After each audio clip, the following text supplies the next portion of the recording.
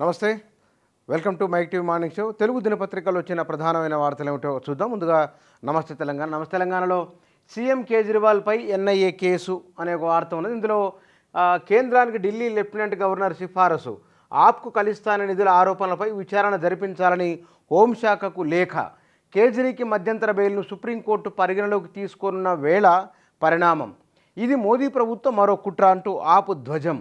ఇక మద్యం పాలసీ కేసులో ఇప్పటికే జైల్లో ఉన్న ఢిల్లీ ముఖ్యమంత్రి అరవింద్ కేజ్రీవాల్ను మరిన్ని కష్టాలు చుట్టుముట్టే అవకాశాలు కనిపిస్తున్నాయి.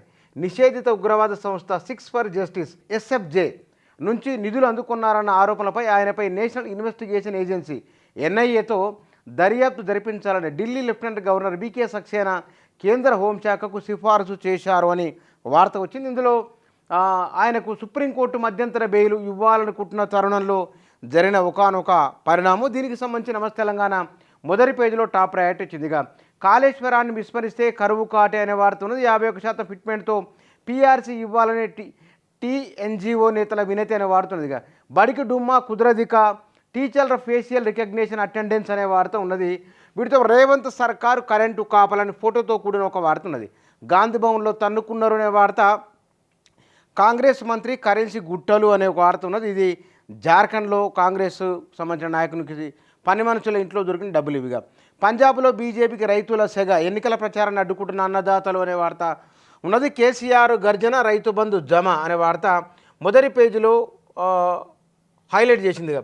5 ఎకరాలతో ఆగేది అందరికీ పడ్డదని మరొక కథనంలో దెబ్బకు దయ్యం వదిలింది, నేను హిందువును, అన్ని మతాల ఆత్మబంధువును అని ప్రాంతీయ శక్తులదే కేంద్రంలో అధికారం అంటూ కేసీఆర్ చేసిన వ్యాఖ్యలకు సంబంధించిన వార్త ఉన్నది. ఇక సాక్షిలో ఎలక్షన్కి సంబంధించిన వాటిలలో పాతవారే ప్రత్యర్థులు, ముగ్గురులో మానుకోట ఎవరిదనే వార్త, ల్యాండ్ టైటిలింగ్ చట్టంతో మీ భూమికి భద్రత అనే వార్త ఉన్నది. ఇక కాంగ్రెస్ వైఎస్ఆర్సీపీ ఒక్కటే నరేంద్ర మోదీ ఎన్నికల ప్రచారంలో మాట్లాడిన వ్యాఖ్యలు మొదటి పేజీలో. నేడే 3వ దశ పోలింగ్ అని వాడుతున్నది.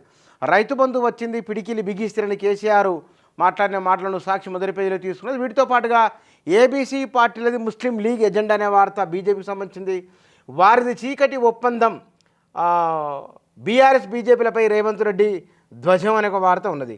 రైతు భరోసా నిధుల విడుదల, 6.65 లక్షల మంది రైతుల ఖాతాల్లో 2,423 కోట్ల జమ అనే వార్త ఉన్నది. కూటమి కుట్ర అని ఏపీకి సంబంధించిన వార్త తెలంగాణ ఎడిషన్లో ఇచ్చింది సాక్షి పత్రిక. ఇక 3 రోజులు తేలికపాటి వానలు, 19 జిల్లాల్లో ఉరుములు మెరుపులు పడతాయని, ఉరుములు మెరుపులతో వర్షాలు పడతాయన్న వాతావరణ శాఖ అనే వార్త మొదటి పేజీలో ఉన్నది.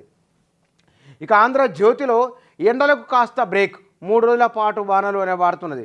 మతపరమైన రిజర్వేషన్లు రాజ్యాంగ విరుద్ధం, ముస్లింలకు రిజర్వేషన్లు ఇచ్చింది కాంగ్రెసే అంటూ నడా మాట్లాడిన మాటలు మొదటి పేజీలో ఇచ్చింది ఆంధ్రజ్యోతి. ఇక కవితకు బెయిల్ రాలేని వార్త ఉన్నది. దేశ భవిత కోసం మోదీ పోరాటం అనే వార్త, కేజ్రీవాల్పై ఎన్ఐఏ దర్యాప్తు చేయించండి అని లెఫ్టినెంట్ గవర్నర్ సంబంధించిన ఒక సిఫారసు చేసిన ఢిల్లీ లెఫ్టినెంట్ గవర్నర్ వాడుతున్నది. ఇక బై బై మోదీ అని బీసీ ఎస్టీలో ఆయన్ను గద్దె దించనున్నారని రేవంత్ రెడ్డి మాట్లాడిన మాటలు మొదటి పేజీలో ఇచ్చింది ఆంధ్రజ్యోతిగా. ఆ 3 స్థానాలపై కాంగ్రెస్ దృష్టి, ఏవేవి హైదరాబాదు, సికింద్రాబాదు, మల్కాజ్గిరి, పాలమూరు స్థానాలునే వాడుతున్నది. మేడిగడ్డ వైఫల్యానికి నిర్మాణ సంస్థే కారణం అనే ఒక స్టోరీ ఉన్నది. ఇక సంజయ్ యూత్ ఐకాన్ అనే వార్త మొదటి పేజీలో ఉంది.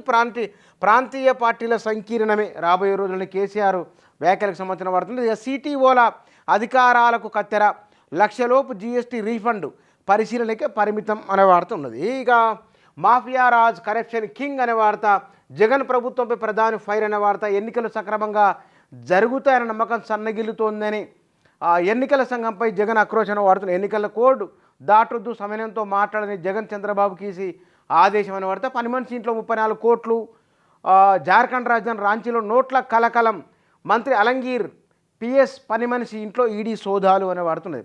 నేడు 3వ దశ పోలింగ్, దేశవ్యాప్తంగా 93 లోక్సభ నియోజకవర్గాల్లో ఓటింగ్ అనే వార్త ఉన్నది. ఇంతకు ముందుకు 3వ దశ అంటే 80, 100 సుమారుగా 250 స్థానాలకు పైబడి పోలింగ్ పూర్తయినట్లు 3 దశల్లో కలిపి. ఇక ఈనాడులో నా అరెస్టుకు మోదీ కుట్ర, నేనెక్కడా అవినీతి చేయలేదు కాబట్టే వాళ్ళకు దొరకలేదని కేసీఆర్ ఈ పత్రికకి ఇచ్చిన ప్రత్యేక ఇంటర్వ్యూలో ఆయన మాట్లాడిన మాటను హైలైట్ చేసింది. మతపరమైన రిజర్వేషన్లకే బారాస వ్యతిరేకమైన వార్త ఉన్నది. కాంగ్రెస్ బారాస కుటుంబ అవినీతి పార్టీలని నడ్డా మాట్లాడిన మాటలకు సంబంధించిన వార్త మొదటి పేజీలో ఉన్నది. నేడు 3వ విడత పోలింగ్ అనే వార్త. వైకాపాది మాఫియా రాజ్యమని నరేంద్ర మోదీ వ్యాఖ్యలు చేసిన వార్త ఒకటి ఉన్నది. మేడిగడ్డపై మధ్యంతర నివేదిక అనే వార్త. కేజ్రీవాల్పై మరో పిడుగు.